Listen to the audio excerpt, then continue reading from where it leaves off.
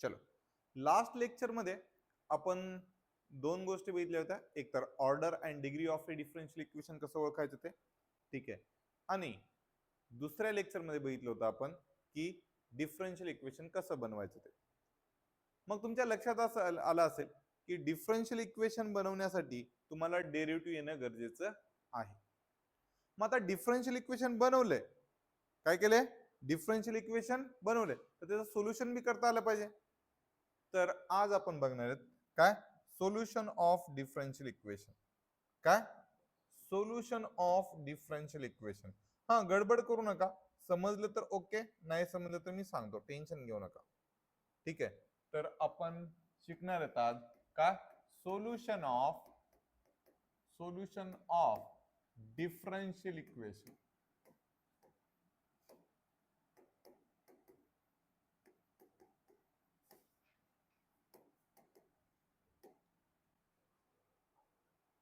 ठीक आहे, solution of differential equation. Solution of differential equation काढण्याच्या आपल्या सिलेबसला 3 मेथड आहेत. सोल्युशन ऑफ डिफरन्शियल इक्वेशन काढण्याच्या आपल्या सिलेबसला किती मेथड आहेत, 3. तर त्या 3 मेथडवरच फोकस करू. ठीक आहे, तर पहिली जी मेथड आहे ना, फर्स्ट मेथड, ती आहे variable separable method. Variable separable method.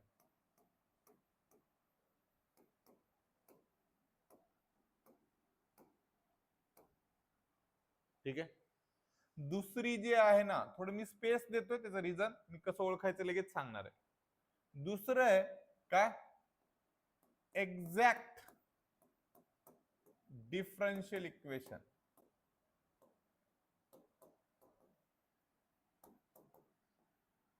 हा, एक्झॅक्ट डिफरन्शियल इक्वेशन म्हणण्यापेक्षा आपण याला असं म्हणू शकतो, एक्झॅक्ट मेथड. कसली मेथड,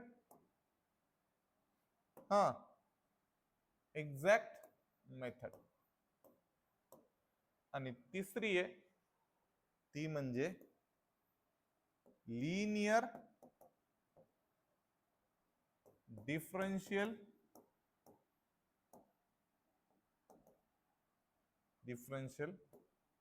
इक्वेशन मेथड.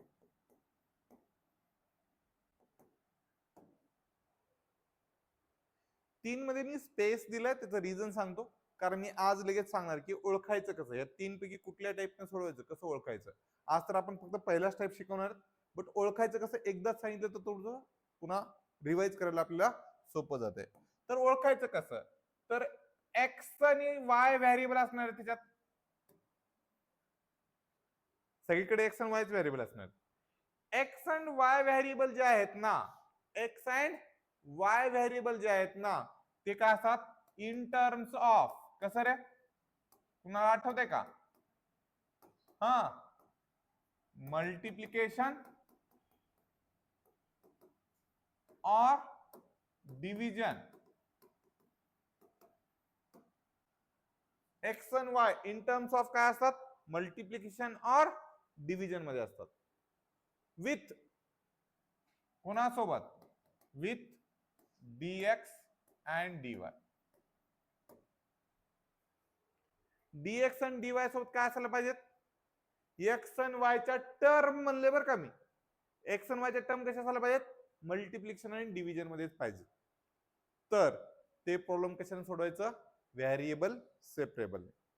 सर मग एक्झॅक्ट जर इक्वेशन जर इन टर्म्स ऑफ मल्टिप्लिकेशन आणि डिव्हिजन नसेल, काय, मल्टिप्लिकेशन आणि डिव्हिजनच्या फॉर्मॅटमध्ये नसेल, एक्स आणि वायचे टर्म, ऍडिशन सबट्रॅक्शन सगळे येत असेल, तर पक्का ते काय असते, एक्झॅक्ट फॉर्म मध्ये असतं.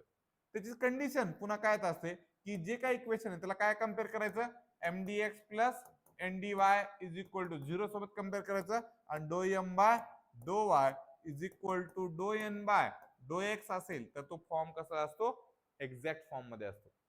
मग सोल्युशन वगैरे मी मेथड शिकवताना सांगेन. लिनियर डिफरन्शियल इक्वेशन मध्ये जर समजा dy इन सिंपल सांगतो, एक्स और वाय, एक्स आणि किंवा वाय, आणि त्यातल्या त्यात आपण वायच, हे फक्त एकदा असतं. एक्स और Y only a single term. कशा असते? सिंगल टर्म असते. जसं की एक्झाम्पल सांगतो, चेक करावे. इकडं लक्ष द्या.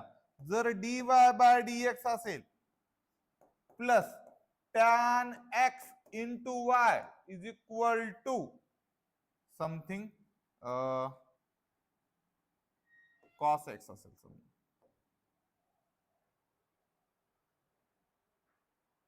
कळलं? चेक करा ह्या इक्वेशन मध्ये काय रे, या इक्वेशन मध्ये फक्त एकच y ची टर्म आहे का? तर हे लिनियर डिफरन्शियल इक्वेशन मध्ये कळतंय. आणखी एकदा रिपीट करतो, काही गडबड करायची नाही, नीट लक्ष द्यायचं. हे जर कळालं तर तुम्हाला, मी तसं तर टाईप शिकवताना सांगतोच रिपीट, बट एकदाच जर लिहिलं तर जरा कम्पेअर करून आपण लक्षात ठेवू शकतो. ठीक आहे. तर सोल्युशन ऑफ डिफरन्शियल इक्वेशन आपल्याला किती मेथडनी करायचं आहे? सोल्युशन ऑफ डिफरन्शियल इक्वेशन आपल्याला 3 मेथडनी करायचं आहे. पहिली मेथड आहे व्हेरिएबल सेपरेबल, दुसरी आहे एक्झॅक्ट फॉर्म आणि तिसरी आहे लिनियर डिफरन्शियल इक्वेशन. मग व्हेरिएबल सेपरेबल नावातच आहे की व्हेरिएबल सेपरेबल म्हणजे काय रे, व्हेरिएबलला सेपरेट करायचंय. व्हेरिएबल सेपरेट करायचं असेल तर ते सेपरेट केव्हा करू शकतो आपण? जर मल्टिप्लिकेशन किंवा डिव्हिजन मध्ये असतील तरच. इझिली आपण सेपरेट केव्हा करू शकतो? मल्टिप्लिकेशन अँड डिव्हिजन मध्ये असेल. कोण? एक्स आणि वाय च्या टर्म. एक्स आणि वाय च्या टर्म कशा असायला पाहिजेत? एक तर मल्टिप्लिकेशन किंवा डिव्हिजन मध्ये असलं पाहिजे. कोणासोबत? dx आणि dy सोबत. dx आणि dy सोबत कशा असायला पाहिजेत? मल्टिप्लिकेशन किंवा डिव्हिजन मध्ये. तर तो पक्का प्रॉब्लेम कशाचा असतो? व्हेरिएबल सेपरेबलचा. दुसरा आहे एक्झॅक्ट डिफरन्शियल इक्वेशन किंवा exact form of a differential equation. मग एक्झॅक्ट फॉर्म कसा ओळखायचा? तर लक्षात ठेवा, एक्स आणि वाय च्या टर्म जर मल्टिप्लिकेशन आणि डिव्हिजन मध्ये येत नसतील, काय येत नसतील, म्हणजे ऍडिशन आणि सबट्रॅक्शन मध्ये येत असतील. कसं? ऍडिशन अँड सबट्रॅक्शन मध्ये येत असतील तर तो पक्का काय असतो? एक्झॅक्ट फॉर्म मध्ये असतो. आता तुमच्या सिलेबस आहे ना, म्हणजे ते एक्झॅक्टच देतील. हे दिले नाहीत म्हणजे काय देतील? एक्झॅक्टच देतील. सर मग लिनियर पण असू शकते की? हो असू शकते, बट पूर्ण इक्वेशन मध्ये एक्स ची किंवा वाय ची एकच टर्म पाहिजे. एक्स ची किंवा वाय ची काय असायला पाहिजे? एकच टर्म असली पाहिजे, तर त्याला काय म्हणू शकतो? Linear differential equation. हा, 3 डिफरंट मेथड आहेत, तर ते 3 डिफरंट मेथडचे सोल्युशन कसं काढायचं ते मी टाइप वाईज सांगेन. ठीक आहे. तर पहिला टाइप कोणता मग? आपल्या मनावर. कुठून घ्यायचा? तर व्हेरिएबल सेपरेबल पासून घेऊ. चलो, तर पहिला प्रॉब्लेम हा व्हेरिएबल सेपरेबलचा, टाइप नंबर 1. टाइप नंबर 1 कुठला फॉर्मॅट? Variable separable. आता लक्ष द्या मी काय बोलतोय. मला सांगा, डिफरन्शियल इक्वेशन बनवण्यासाठी तुम्हाला काय आलं पाहिजे? डेरिव्हेटिव्ह. तर मला सांगा, सोल्युशन ऑफ डिफरन्शियल इक्वेशन करायचं असेल तर काय करावं लागेल रे? इंटिग्रेशन. त्याच्या उलट प्रोसेस. बनवायचं असेल तर डेरिव्हेटिव्ह आणि सोल्युशन काढायचं असेल तर इंटिग्रेशन. ते कुठे अप्लाय करायचं ते सांगतो. इथं नावातच आहे व्हेरिएबल सेपरेबल. म्हणजे एक्स च्या टर्म आणि वाय च्या टर्म जर सेपरेट झाल्या, इक्वल टू च्या एका साईडला एक्स च्या टर्म, इक्वल टू च्या दुसऱ्या साईडला वाय च्या टर्म कंप्लीट झाल्या, तर त्याला म्हणायचं व्हेरिएबल सेपरेबल फॉर्म. आणि तेव्हाच आपण इंटिग्रेशन अप्लाय करायचं. मला सांगा, integration of x into y with respect to x जर असेल तर आपण इंटिग्रेशन काढू शकत नाही. का? कारण दोन्ही व्हेरिएबल आहेत. तर दोन्ही व्हेरिएबलचा u इंटू व्ही चा रूल अप्लाय करावा लागतोय, जे की लई अवघड जाते. मग इकडे लक्ष द्या रे, इथं त्यांनी एक शॉर्टकट मेथड सांगितली, ती म्हणजे काय रे? Variable separable. त्यांचं म्हणणं काय? एक्स च्या टर्म आणि वाय च्या टर्म सेपरेट काढा. एक्स च्या टर्म आणि वाय च्या टर्म कशा काढा? सेपरेट करा. जेव्हा इक्वल टू च्या एका साईडला एक्स च्या टर्म आणि इक्वल टू च्या दुसऱ्या साईडला जेव्हा वाय च्या टर्म होतील, तेव्हा काय करा? इंटिग्रेट करा. सर मग हा टाइप कसा ओळखायचा? तर मी एक ट्रिक सांगितली. एक्सच्या आणि वायच्या टर्म कशा असायला पाहिजेत? एक तर मल्टिप्लिकेशन मध्ये किंवा डिव्हिजन मध्ये असले पाहिजेत. कसं असायला पाहिजेत? एक तर मल्टिप्लिकेशन मध्ये किंवा डिव्हिजन मध्ये. तर तो पक्का प्रॉब्लेम कशाचा असतो, व्हेरिएबल सेपरेबलचा असतो. जे परीक्षेला कॉमनली विचारतात तेच प्रॉब्लेम सुरुवातीला घेणार आहे मी. त्याच्यानंतर तुम्हाला जे अवघड वाटतील किंवा जे पुस्तकात असतील जे सोडवता येत नाहीत तसले सांगा. सुरुवातीचा जो फेज आहे कळण्यासाठी आपण बेसिक बेसिक प्रॉब्लेम घेणार, जे की 100% मॅक्सिमम टाइम्स कुठे विचारलेले आहेत, MSBTच्या पेपरमध्ये विचारले तसेच प्रॉब्लेम घेणार. जसं की पहिला प्रॉब्लेम तुम्हाला विचारला जातो काय, solve the following differential equation किंवा सॉल्व द डिफरन्शियल इक्वेशन. काय असेल क्वेश्चन, फक्त सॉल्व. क्वेश्चन असेल dy bye dx is equal to x divided by y. क्वेश्चन एवढाच आहे, 2 मार्कला विचारतात. चेक करा रे. हा, आता सोडवण्याची पद्धत सांगतो. मग चेक करायचं, चेक कसं करायचं ते सांगतो. आधी इकडं लक्ष द्या, नंतर लिहा. इथं काय करायचं, हे dy बाय dx, ह्या dy बाय dx ची फोड करायची. dy वेगळं करायचं, dx वेगळं करायचं. काय करायचं, dy आणि dx दोन्ही काय करायचे, वेगळे करायचे आणि दोन्ही न्यूमरेटर मध्ये ठेवायचे. दोन्ही न्यूमरेटर मध्ये कसं पॉसिबल आहे सर, पॉसिबल आहे. सध्या dy कुठे आहे रे, न्यूमरेटर मध्ये, त्याला तिथंच ठेवा. dx कुठे आहे, डिनॉमिनेटर मध्ये, त्याला तेवढं तिकडे घेऊन जा. तर काय येईल रे, हा, dy is equal to x divided by y into dx झालं का, चेक करा. हा की ना. आता चेक करा, पहिला रूल काय, dy आणि dx कुठे असायला पाहिजेत, न्यूमरेटर मध्ये. आले का, हो. आता चेक करायचं, एक्सच्या टर्म आणि वायच्या टर्म, पुन्हा कोणाच्या टर्म, एक्सच्या टर्म आणि वायच्या टर्म dx आणि dy सोबत मल्टिप्लिकेशन किंवा डिव्हिजन मध्ये आहेत का. हे तर एक सेपरेट विचार आहे, ह्याचा काही संबंध नाही. मग इथे चेक करायचं, एक्स ची टर्म आणि वाय ची टर्म कशा आहे रे, डिव्हिजन मध्ये, आणि ते पुन्हा dx सोबत कसं आहे, मल्टिप्लिकेशन मध्ये. मग चालते का, चालते. काय काय चालते आपल्याला, मल्टिप्लिकेशन आणि डिव्हिजन चालते. काय चालत नाही, मग ऍडिशन सबट्रॅक्शन चालत नाही. मग हे चालते का, चालते. मग इथे चेक करा रे. बट आता जर एक्सच्या वायच्या टर्म जर मल्टिप्लिकेशन किंवा डिव्हिजन मध्ये असतील कोणासोबत, dx आणि dy सोबत, तर तो प्रॉब्लेम कशाचा असतो, व्हेरिएबल सेपरेबलचा असतो. म्हणजे काय रे, व्हेरिएबल सेपरेबल म्हणजे काय, आता सांगितलं तुम्हाला. हा, व्हेरिएबल सेपरेबल म्हणजे काय, एक्स एक्सच्या टर्म एका साईडला, वाय वायच्या टर्म एका साईडला. मग आता मला सांगा, ही कुणाची टर्म आहे रे, वाय ची, ही एक्स dx सोबत चालते का, नाही. वाय ची टर्म dx ला हलवू शकतो का आता आपण, नाही. हे न्यूमरेटर मध्ये आलं ना, हलवायचं नाही. मग मला सांगा, या एक्स ला हलवायचं का वाय ला हलवायचं, वायला. वायला म्हणायचं तुझं इकडे काही काम नाही, त्याला काय करायचं, तिकडे घेऊन जायचं. इकडचा डिनॉमिनेटर तिकडे जाऊन काय होईल रे, न्यूमरेटर मध्ये मल्टिप्लाय होईल, y into dy is equal to x into dx. पहिला प्रॉब्लेम आहे, खूप इझी घेतलाय, मला पण माहिती आहे. हे कळाले का ते सांगा, हा की ना, हो किंवा नाही, कळाले का, कळाले. मग आता चेक करा, आपलं काम जवळपास 90% झाले. 90% झाले, 90% म्हणजे ऍक्च्युअली 90 म्हणता येत नाही, 60% झाले. एक्स एक्सच्या टर्म आणि वाय वायच्या टर्म काय झाल्या, सेपरेट झाल्या. इक्वल टूच्या लेफ्ट साईडला वायच्या आहेत, इक्वल टूच्या राईट साईडला एक्स आहेत. असं होऊ शकते, एक्सच्या लेफ्टला वायच्या राईटला काय प्रॉब्लेम नाही. फक्त इक्वल टूच्या एका साईडला सगळ्या वायच्या आणि इक्वल टूच्या पलीकडे सगळ्या एक्सच्या टर्म झाल्या का, झाल्या.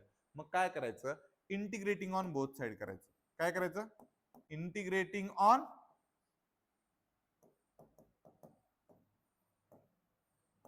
Both side. हा, हे नको वाटलं तर टेकिंग इंटिग्रेशन ऑन बोथ साइडला. इंटिग्रेटिंग शब्द नको वाटला तर काय, taking integration on both side. शेवटी इंटिग्रेशनच घ्यायचंय ना, कोणाचं, y with respect to y is equal to integration of x with respect to x. y चं integration with respect to y काय रे, व्हेरिएबलचा डेरिव्हेटिव्ह विथ रिस्पेक्ट टू त्याच व्हेरिएबल सोबत काय असतो, हा, पॉवर वाढवायचा, डिवाइड करायचं 2. बरोबर आहे. आणि x चं इंटिग्रेशन काय रे, एक्स स्क्वेअर बाय 2. आणि ह्या इंटिग्रेशनचा काहीतरी कॉन्स्टंट आणि या इंटिग्रेशनचा काहीतरी कॉन्स्टंट म्हणून काही ना काही एक कॉन्स्टंट येईल. मग तो या साईडला लिहा की त्या साईडला लिहा, काय फरक पडत नाही. बट इक्वल टू इकडे ऍडजस्ट करणं अवघड जाते, म्हणून पलीकडे लिहायचं. कळालं. हा, ह्याच्या पुढे जर सिम्प्लिफाय करायची इच्छा असेल तर तुमच्या मनावर आहे. ते इथपर्यंत लिहिले तरी तुम्हाला जे काही मार्क असतील, 2 मार्कला विचारलं असेल तर 2 मार्क, 4 मार्कला विचारलं असेल 4 मार्क देतो. कळालं? इंटिग्रेशन काढण्याला मार्क आहेत, फक्त व्हेरिएबल सेपरेट करायला मार्क नाहीत. हा, सर आपली मेथड काय, व्हेरिएबल सेपरेबल केलेत की व्हेरिएबल सेपरेबल. अबे व्हेरिएबल सेपरेबल कडून काय करायचंय, सोल्युशन काढायचंय. कोणाचं? डिफरन्शियल इक्वेशनचं. कळालं? म्हणजे ह्या डिफरन्शियल इक्वेशनचं सोल्युशन काय हे. हा, काय काय लेकर ह्याला काय करतात, एलसीएम वगैरे काढून कॅल्क्युलेशन करतात. बट मला वाटतंय इंटिग्रेशन काढणं हेच आपलं मोठं टास्क आहे. कळालं? कळालं का रे? ऑनलाईन वाले कळालं? चला लिहून घ्या. सुरुवातीचे मी प्रॉब्लेम काही इझी घेणार आहे, त्याच्यानंतर आपण एकदा टाईप कळाला की मग कॅल्क्युलेशन करू शकतो.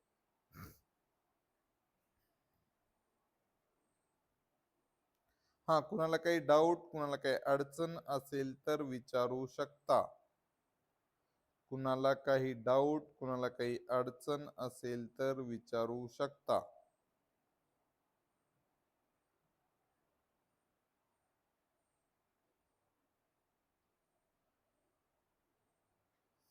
आज जेवढे प्रॉब्लेम होतील ठीक आहे, तेवढे ठीक.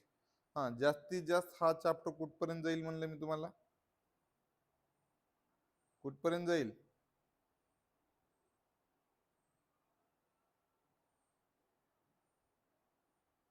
सोमवार किंवा मंगळवार पर्यंत.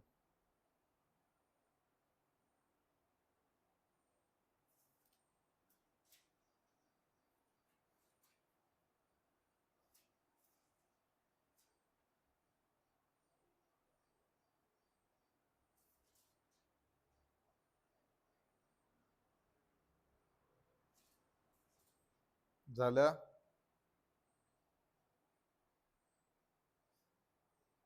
अरे झालं का?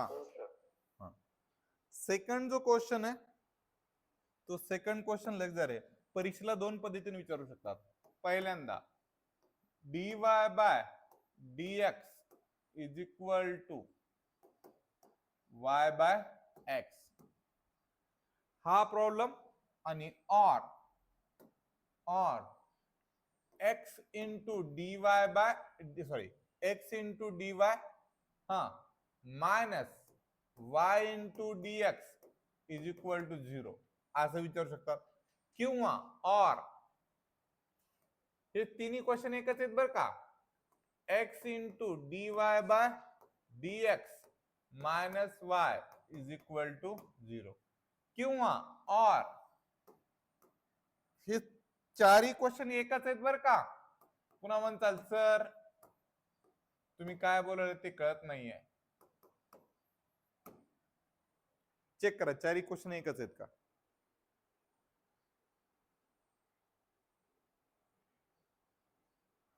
चारही क्वेश्चन एकच आहेत, फक्त फॉर्मॅट वेगवेगळा आहे, लिहायची पद्धत वेगळी आहे. चारही क्वेश्चन एकच आहेत.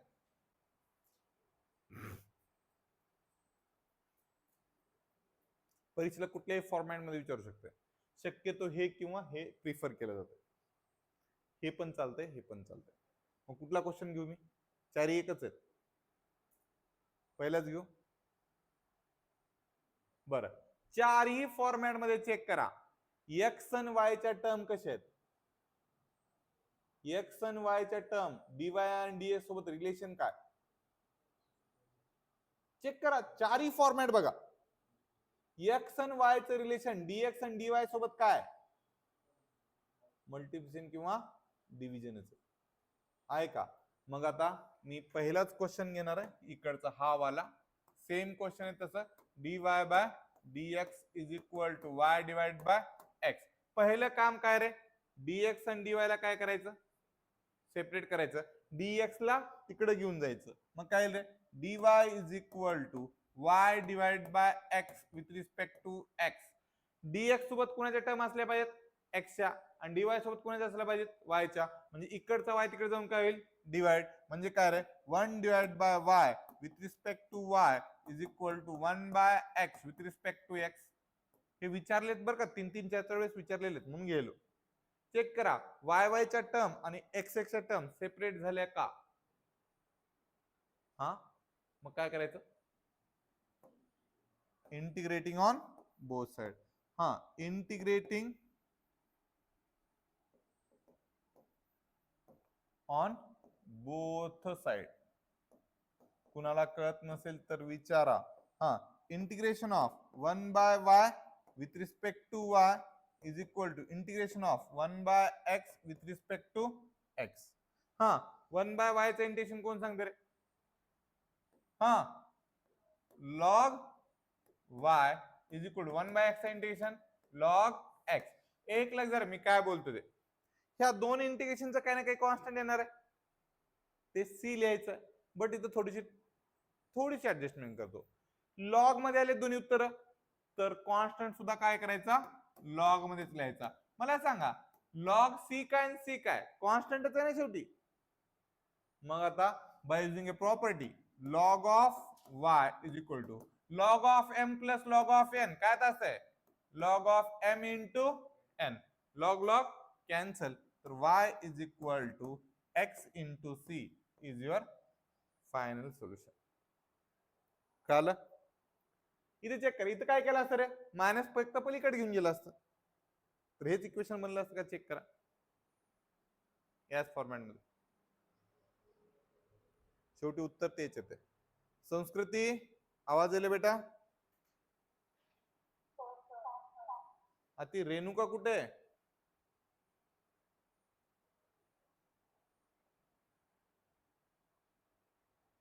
संस्कृती चलो ठीक आहे, करायली ना बरं? हा कळले काय? विचारत राहा.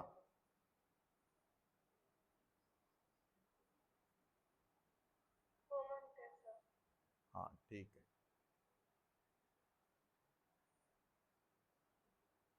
झालं? चेक करा, प्रॉब्लेम अवघड आहेत का?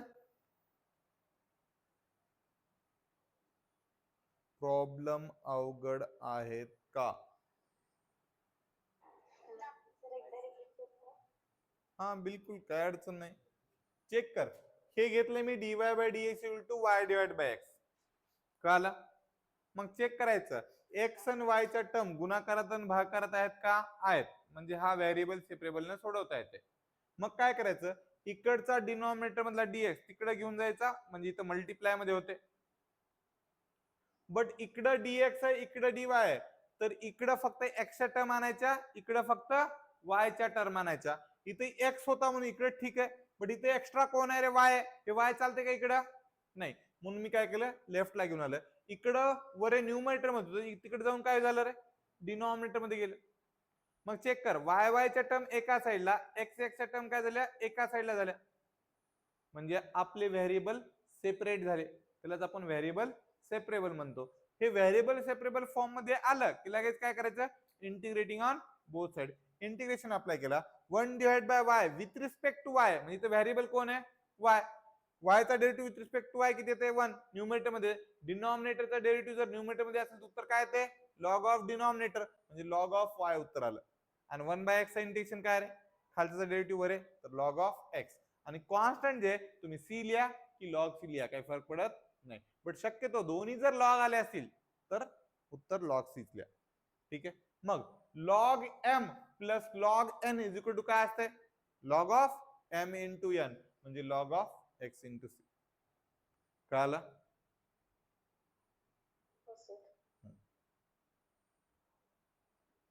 जे परीक्षेला पडले ते 65 क्वेश्चन गेलो मी.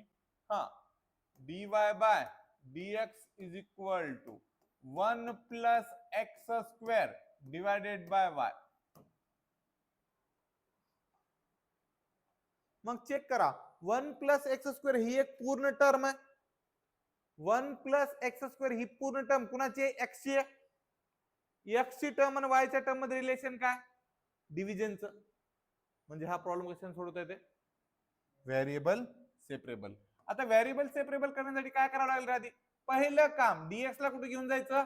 न्यूमरेटर मध्ये. मग मला थोडीशी मदत करा. हा इकडचा डीएक्स तिकडे जाऊन काय होईल मल्टिप्लाय. तर डीवाय इज इक्वल टू, गडबड करायची नाही, फक्त एक एक टर्म घेऊन जायचे. हा एकदा जर का आला मग एकदा दोन्ही करू शकता, नाही असं नाही. बट सध्या फक्त कुणाला घेऊन गेलं डीएक्स ला. काय काय जण टॅलेंटेड असतात, इकडचा वाय लगेच तिकडे घेऊन जातात, तरी चालते, बट आताच नको. आता चेक करा डीवाय आणि डीएक्स न्यूमरेटर मध्ये झाले का, हो. मग इथे चेक करा, इथं एक्स ची टर्म चालते, वाय ची टर्म चालते का, नाही. वायला काय करायचं, इकडे घेऊन यायचं, म्हणजे काय होतं y into d y is equal to 1 plus x square with respect to x. मग चेक करा एक्स एक्सच्या टर्म आणि वाय वायच्या टर्म सेपरेट झाल्या का, एक्स एक्सच्या टर्म आणि वाय वायच्या टर्म सेपरेट झाल्या का, हो. मग लिहायचं इथं integrating on both side. Integrating on both side म्हणजे काय रे, y चा integration with respect to y is equal integration of 1 plus x square with respect to x. आणि आणखी एक सांगतो, डिफरन्शियल इक्वेशन आपण जस्ट बनवून आलो तर डोक्यात डेरिव्हेटिव्ह असतोय बरं का, टॅलेंटेड लेकर असतात काय काय. y चा डेरिव्हेटिव्ह सॉरी y चा इंटिग्रेशन विचारतो मी, ते करेक्ट सांगतात काय, y स्क्वेअर बाय 2. जेव्हा मी 1 चा इंटिग्रेशन विचारतो तेव्हा 0 सांगतात. 1 चा इंटिग्रेशन 0 येते का, सेपरेट येते ना इंटिग्रेशन. हा 1 चा सेपरेट इंटिग्रेशन, एक्स स्क्वेअर चा सेपरेट इंटिग्रेशन, 1 चा डेरिव्हेटिव्ह लिहितात 0. इथे डेरिव्हेटिव्ह काढायचे का, नाही. 1 चा इंटिग्रेशन का सेपरेट सेपरेट इंटिग्रेशन देऊन काढू रे, कळते का. ऍडिशन किंवा सबट्रॅक्शन असेल तर सेपरेट डेरिव्हेटिव्ह देऊ शकतो, सॉरी सेपरेट इंटिग्रेशन देऊ शकतो. 1 चा इंटिग्रेशन किती येते एक्स, आणि एक्स स्क्वेअर चा इंटिग्रेशन काय येते x cube by 3 plus c. लिहा अवघड आहे काय, कळालं का, लिहा. हा कुणाला काही अडचण, कुणाला काही डाऊट असेल तर शिस्तीत विचारायचं, काही गडबड करायची नाही.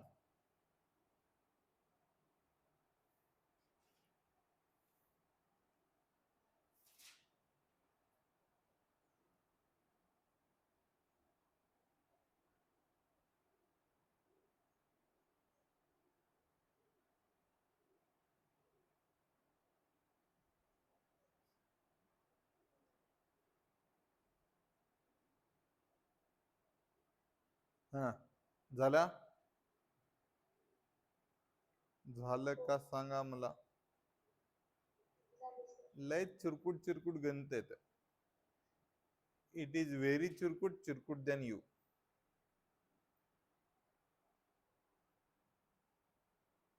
अरे झालं का, हा मी काही बुक्स मधले प्रॉब्लेम घेलो आता, ठीक आहे. e raised to x into dy by dx is equal to x, sorry e raised to y आहे, sorry sorry sorry sorry, e raised to x च्या ठिकाणी कोण आहे, e raised to y, sorry e raised to y into dy by dx is equal to x square. चिल्लर question 2 मार्कला विचारला होता 2008 ला. हा सांग काय करायचं रे, पहिलं काम काय करायचं, एक्स आणि वायच्या टर्म मल्टिप्लिकेशन मध्ये आहेत का चेक करायचं, आहेत का रे, आहेत. मल्टिप्लिकेशन किंवा डिव्हिजन मध्ये असेल तर पहिलं काम काय करायचं, डीएक्स ला घेऊन जायचं पलीकडे, e raise to y into d y is equal to x square with respect to x. Correct आहे का, बघा पहिल्या झटक्यात एक्स एक्सच्या टर्म आणि वाय वायच्या टर्म काय झाल्या, सेपरेट झाल्या. तर काय करायचं, इंटिग्रेटिंग ऑन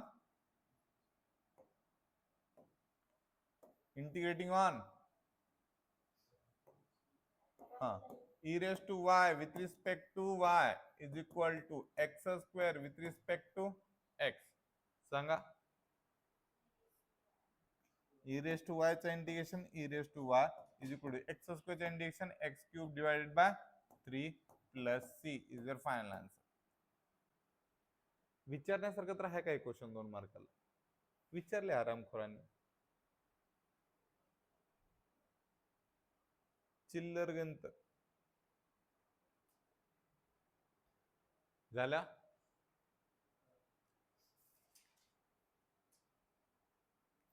अर्पिता कळाले, सृष्टी कळाले,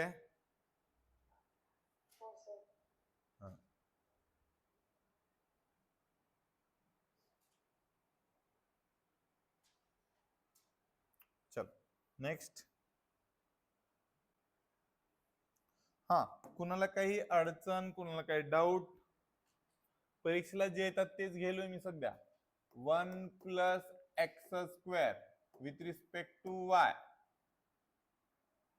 minus 1 plus y square with respect to x is equal to 0.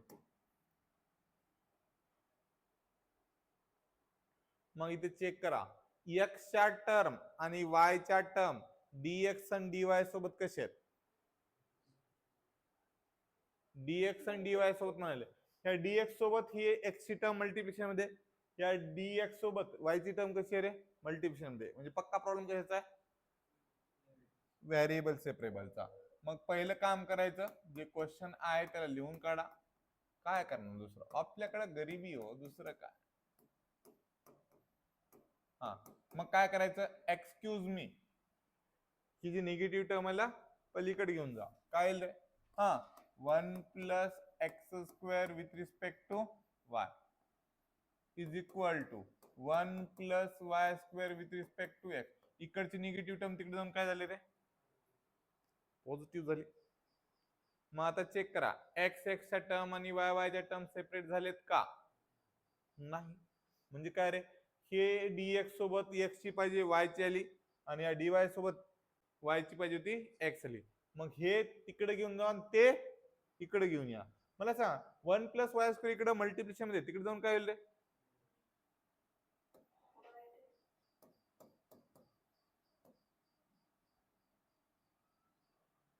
With respect to y is equal to 1 upon 1 plus x square with respect to x. हे काय आलंय का ते सांगा मला. मग आता ह्या प्रॉब्लेम कडे नीट बघा. बघितलं, मस्त वाटेल, छान आहे, सुंदर आहे. मग काय करायचं, काय करायचं रे, integrating on both side. Integration of 1 upon 1 plus y square with respect to y is equal to integration of 1 upon 1 plus x square with respect to x.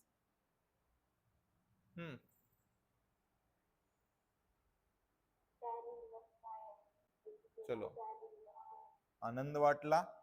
1 upon 1 plus व्हेरिएबलचा स्क्वेअर म्हणजे कुणाचं इंटिग्रेशन असते, tan इनवर्सचा. कुणाचा असतो, tan inverse of y is equal to tan inverse of x आणि plus c लिहा, किंवा टॅन मध्ये लिहायचं असेल तर टॅन इनवर्स ऑफ सी पण लिहू शकतो, काय अडचण नाही. कळालं. हा, इथपर्यंत लिहिलं तर मार्क पडतात. जर तुम्हाला फॉर्म्युला आठवत असेल, मग तुमच्यावर पूर्ण विश्वास आहे. फॉर्म्युला आठवत नसेल म्हणून, ठीक आहे, आठवते का कोणता, tan inverse of x plus किंवा मायनस, आता मायनस घेऊ, तर मायनस आहे तर मायनसच घेऊ, minus tan inverse of y is equal to tan inverse of x minus y divide by 1 plus x y. आठवते असला काय फॉर्म्युला, हा किंवा ना, खरं खरं सांगा, द्या सोडून. हे कुठे झाला होता, इन्व्हर्स ट्रिग्नोमेट्री मध्ये, जे की आम्ही शॉर्टकट मध्ये उडवला होता. मग गपचूप एवढं लिहायचं, शिस्तीत 4 मार्क घ्यायचं. 2008 2010 ला विचारलं होतं, ठीक आहे. चलो next, y into 1 plus x square with respect to y minus x into 1 plus y square with respect to x is equal to 0. मग चेक करायचं, x च्या आणि y च्या टर्म, x च्या आणि y च्या टर्म dx आणि dy सोबत मल्टिप्लिकेशन मध्ये आहेत का, आहेत का रे, आहेत. चेक करा, ही y ची टर्म आहे, ही x ची टर्म आहे, ही y ची टर्म आहे, रिलेशन काय आहे तिघात, मल्टिप्लिकेशन. इथे चेक करा, ही x ची टर्म आहे, ही y ची टर्म आहे, ही x ची टर्म आहे, या तिघात रिलेशन काय, म्हणजे पक्का हा प्रॉब्लेम कशाचा आहे, व्हेरिएबल सेपरेबलचा. मग y into 1 plus x square into dy minus x into 1 plus y square into dx is equal to 0. पहिलं काम काय करायचं, या dx ला पलीकडे टर्म घेऊन जायची. म्हणजे काय येईल, y in a bracket 1 plus x square with respect to y is equal to x in a bracket 1 plus y square into with respect to x. मग आता आपल्याला dy पाशी कुणाच्या टर्म लागतात, dy सोबत कुणाच्या टर्म लागतात, y च्या. पण हे कोण आहे रे, 1 plus x square extra term आहे, तर त्याला काय करायचं, पलीकडे घेऊन जायचं. सेम आहे, इथं कुणाच्या टर्म लागतात, x च्या. हे 1 प्लस वाय स्क्वेअर इकडे बिनकामाचं आहे, त्याला इकडे घेऊन या. मग काय येईल चेक करा. हा, y divided by 1 plus y square with respect to y is equal to x divided by 1 plus x square with respect to x. आता सांगा, एक्स एक्स च्या टर्म आणि वाय वाय च्या टर्म सेपरेट झाल्या का? माहिती इंग्रजी येते तुम्हाला. हा, integration of y divided by 1 plus y square with respect to y is equal to integration of x divided by 1 plus x square with respect to x. ह्याचं जर इंटिग्रेशन सांगितलं तर खरंच तुम्ही हुशार आहेत. आता काही काही जण काय करतात सांगतो, मागच्या प्रॉब्लेम मध्ये 1/1 प्लस वाय स्क्वेअर होतं, टॅन इनव्हर्स वाय लिहिलं होतं. इथं पण तसं काहीतरी लिहायचा प्रयत्न करतात. मग इथं तुमच्या लक्षात काय आलं पाहिजे रे, कोण सांगेल? खालच्या फंक्शनचा डेरिव्हेटिव्ह वर आहे, मग इथं काय करायचं, 2 न मल्टिप्लाय करायचं. सर हे 2 न मल्टिप्लाय करून इंटिग्रेशनची व्हॅल्यू चेंज होईल, तर इथं बाहेर 1/2 न मल्टिप्लाय करा, किंवा इकडे पण 2 न मल्टिप्लाय करा. दोन्ही साइडला जर 2 न मल्टिप्लाय केलं तर काय फरक पडणार आहे का? एक तर दोन्ही साइडनं मल्टिप्लाय करा, हे कळत नसेल तर 1 डिवाइड बाय 2 आणि 1 डिवाइड बाय 2 करा. आता कळते, हे 2 हे 2 कॅन्सल झालं, हे 2 हे 2 कॅन्सल झालं.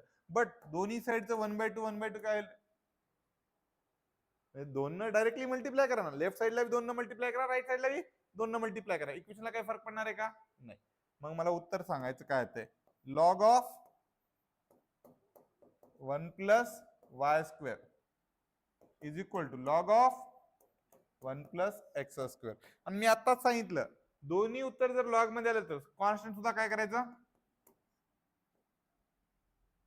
मग by doing property of logarithm, हा, log of 1 plus y square is equal to log of 1 plus x square into c. Log log cancel, म्हणजे final answer 1 plus y square is equal to 1 plus x square into c. किंवा 1 इथपर्यंत लिहिलं चालते बरं का, इथपर्यंत लिहिलं तरी चालते इवन, बट ते आपला शोक येते आपल्याला. तर 1/1 प्लस वाय स्क्वेअर आणि 1 plus x square is equal to C.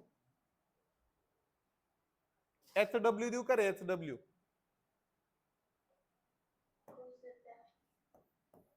बर, कालचे केले का?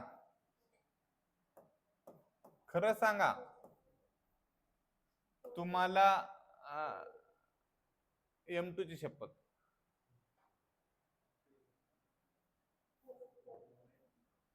बघा, M2 ची शपथ आहे.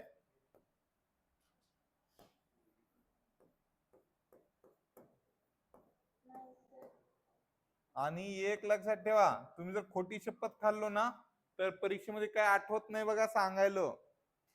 जसं कर्णाला शाप दिला होता कोण, परशुरामानी, का की युद्धामध्ये तुला काहीच आठवणार नाही, तसं मी इथं शाप दिलो.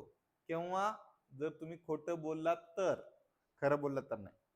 खोटं बोललात तर परीक्षेमध्ये काही आठवणार नाही. बघा आता खोटं बोलायचं का नाही ते. हा, अर्पिता केली का कॅल्क्युलेशन कालचे? चलो, अजून कोण कोण आहे रे? सर ह्या प्रॉब्लेम मध्ये त्या प्रॉब्लेम मध्ये काय चेंज आहे रे? प्लसचा, फक्त प्लस आहे मध्ये.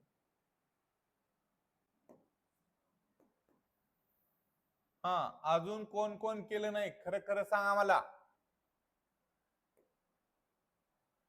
केलं नाही, कोण कोण केलं नाही रे? मनकवडे,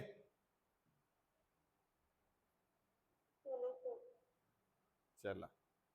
हा सृष्टी, काय रिपीट सांगू?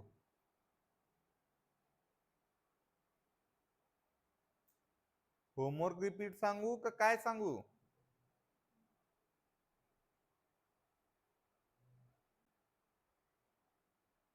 काय रिपीट सांगायचंय? होमवर्क सांगायचंय? काय सांगायचं रिपीट? हा प्रॉब्लेम है. चलो, y into 1 + x² with respect to dy with respect to y minus x into 1 + y² with respect to x is equal to 0. मग मी तुम्हाला सांगितलं x च्या आणि y च्या टर्म dx आणि dy सोबत जर मल्टिप्लिकेशन मध्ये असतील तर पक्का प्रॉब्लेम काय असतो? व्हेरिएबल सेपरेबलचा. मग मी बघायला तो ही y ची टर्म आहे, ही पूर्ण ब्रॅकेट म्हणजे x ची टर्म आहे आणि ही कुणाची टर्म आहे? y ची. त्या तिघात रिलेशन काय रे? मल्टिप्लिकेशन. इथे चेक करा, इथं dx हे 1 + y² म्हणजे y ची टर्म आणि ही x ची टर्म, या तिघात रिलेशन काय? मल्टिप्लिकेशन.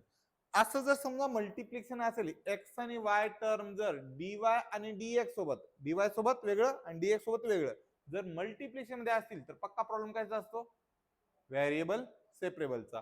म्हणून हा प्रॉब्लेम घेत असताना मी dx ची टर्म दुसऱ्या साईडला घेतली, कळलं? बट इथं घेतल्या माझ्या लक्षात आलं की हे dx सोबत x असायला पाहिजे, हे y ची टर्म चालते का? नाही. सिमिलरली त्या dy सोबत y ची टर्म पाहिजे, x ची टर्म चालते का? नाही. मग इकडची x ची टर्म तिकडे डिवाइड केली आणि इकडची y ची टर्म इकडे आणून डिवाइड केली. मग माझ्या लक्षात आलं की y divide by 1 + y² with respect to y आणि इथं x divide by 1 + x² with respect to x म्हणजे x च्या टर्म एका साईडला, y च्या टर्म एका साईडला झाल्या. मग आपण त्याला काय केलं? Integrating on both side. जसं मी इंटिग्रेशन केलं माझं लक्षात आलं की खालच्याचा डेरिव्हेटिव्ह वर येऊ शकते, फक्त जर कॉन्स्टंट ऍडजस्ट केलं तर. आपण कॉन्स्टंट ऍडजस्ट करू शकतो. मग मी इकडं वर 2 न मल्टिप्लाय केलं, तिकडे बी वर 2 न मल्टिप्लाय केलं. इक्वेशन मध्ये काय चेंजेस करायची गरज नाही. ज्यांना कळलं गेले की इकडे बी 2 न इकडे बी 2 न मल्टिप्लाय केलं, त्यासाठी मी काय केलं, त्या 2 ला कॅन्सल करण्यासाठी डिवाइड मध्ये सुद्धा 2 न मल्टिप्लाय करावं लागेल. इथं केलं, इथल्या 2 ला कॅन्सल करणे, इथे बी डिवाइड मध्ये 2 करावं लागेल.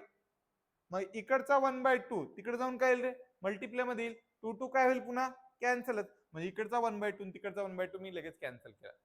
मग खालच्याचा डेरिव्हेटिव्ह जर वर येत असेल तर उत्तर काय येते? लॉग ऑफ डिनॉमिनेटर येते. डिनॉमिनेटरचा डेरिव्हेटिव्ह जर न्यूमरेटर मध्ये असेल तर गोल्डन रूल सांगितला होता मी, आठवते का? खालच्याचा डेरिव्हेटिव्ह जर वर आला तर विथ रिस्पेक्ट टू जे काय असेल फंक्शन, तर उत्तर काय येते? लॉग ऑफ डिनॉमिनेटर येते. 1 + y² चा derivative with respect to y काय येते? 2y येते का? 1 चा डेरिव्हेटिव्ह 0, y² चा डेरिव्हेटिव्ह 2y. 2y आलं का? खालच्याचा डेरिव्हेटिव्ह वर आहे म्हणून लॉग ऑफ 1 + y². इथं पण खालच्याचा डेरिव्हेटिव्ह वर आहे म्हणून काय? 1 + लॉग ऑफ 1 + x². दोन्ही जर उत्तर लॉग मध्ये येत असतील तर उत्तर काय लिहायचं? लॉग मध्येच लिहायचं, कॉन्स्टंट लॉग सी. मग लॉग ची प्रॉपर्टी यूज केली मी, log of m + log of n is equal to log of m into n. Log of 1 + x² आणि plus log c is equal to log of 1 + x² into सी. मग log log cancel, 1 + y² is equal to 1 + x² into सी. तिकडचा multiplication मधला इथे divide आणलंय, फक्त काय केलंय? कळलं?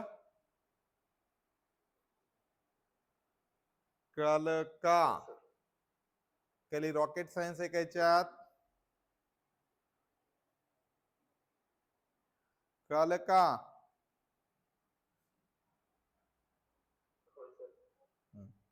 मग इथे लक्ष झालंय. हा, सिमिलर क्वेश्चन आहेत, काही अवघड नाही. dy bye dx is equal, मी थोडस कॅल्क्युलेशन मध्ये ट्विस्ट करणार आहे, कारण इथं e⁻x - y.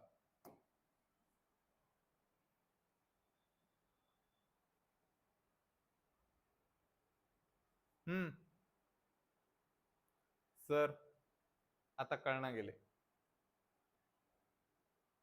कुठल्या टाईपनं सोडवायचं हे कळायले का आता? नाही, कारण एक्स आणि वायच्या टर्म कशा आहेत रे? बेरीज वजाबाकी मध्ये आले. एक्स आणि वायच्या टर्म कशाला आहेत बेरीज मध्ये. एक लक्षात ठेवा ते पॉवर मध्ये आहेत. मग त्याला आधी काय करायचं लॉ ऑफ इंडायसिस वापरायचं. लॉ ऑफ इंडायसिस म्हणजे काय रे dy bye dx is equal to e raise to x divided by e raise to y लिहिता येते का मला. दोघांचा बेस सारखा आहे तर पॉवरची काय होत असते सबस्ट्रॅक्शन. कळालं का. मग आता सांगा एक्सच्या टर्म आणि वायच्या टर्म कशा आहेत. चलो मग dy is equal to e raise to x divide by e raise to y with respect to x. आता लक्षात येईल ह्या एक्स ची टर्म आणि वाय ची टर्म dx आणि dy सोबत कसे आहेत रे मल्टिप्लिकेशन किंवा डिव्हिजन मध्ये आहेत. मग आपण ह्याला काय करू शकतो सेपरेट करू शकतो. E raise to y with respect to y is equal to e raise to x with respect to x. कळालं. मग चेक करा एक्स च्या टर्म आणि वाय वायच्या टर्म सेपरेट झाले का. मग काय करायचं integrating on both side. E raise to y with respect to y is equal to integration of e raise to x with respect to x. E raise to y चं integration with respect to y काय येते रे is equal to e raise to x चं integration काय येते with respect to x e raise to x plus c. अवघड आहे का. कळालं का. आणखीन घ्यायचं एखादा वेळ आहे.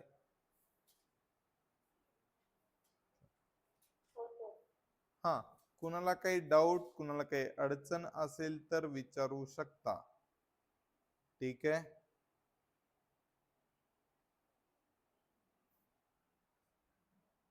चलो हे क्वेश्चन भरपूरदा विचारलं जाते किती जणांना आठवते मला माहित नाही तरी पण मी घेतो.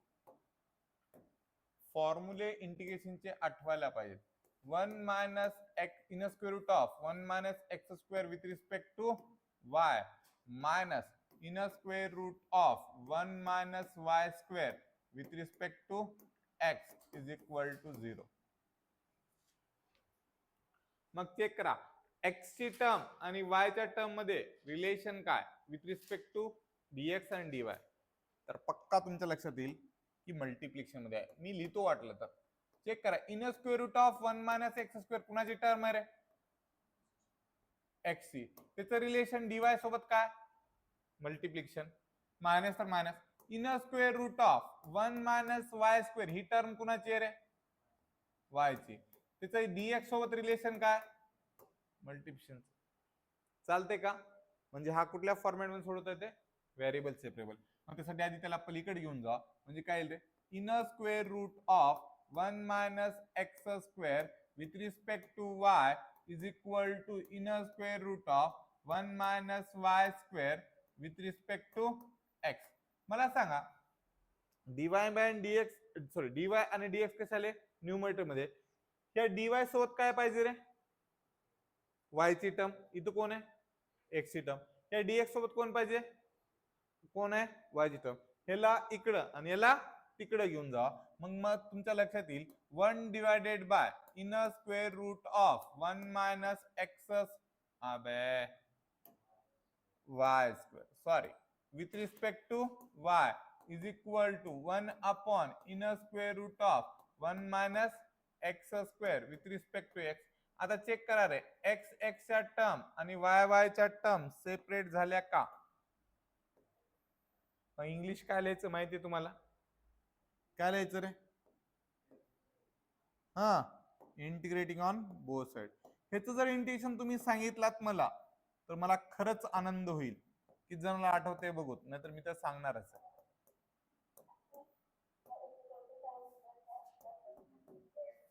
थँक्यू. ज्यांनी कुणी सांगितलं त्याचं मनापासून धन्यवाद.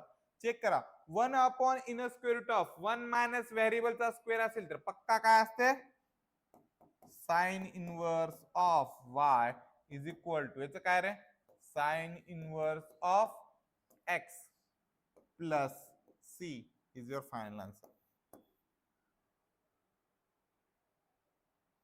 कळतंय किती झाले रे आठवा. चल थांबायचं का कंटिन्यू करायचं? करायचे 11. बस ठीक झालं. चलो बाकीचं आपण नेक्स्ट लेक्चरला बघू. हा कोणाला काय डाऊट, कोणाला काय अडचण